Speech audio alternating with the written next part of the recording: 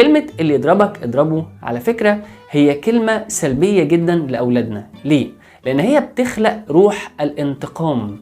روح الانتقام، اللي يضربك اضربه. أنا بعلم ابني إنه لما حد يضربه أنت كمان اضربه وانتقم. إذن أنا بغرس في ابني روح الانتقام، روح العدوانية، روح العنف.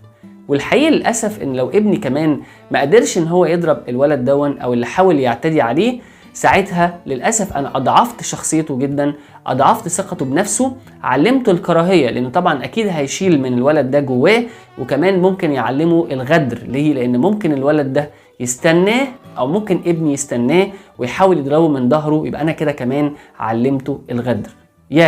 كلمة زي كده ممكن تسبب مشاكل سلبية كتيرة جدا. امال ايه الكلمة اللي المفروض اقولها؟ هو انت عايزنا ان احنا لما ابننا يجي يتضرب نقول له مثلا قول له ربنا يسامحك وخلاص؟ لا طبعا، اكيد لا، بالعكس.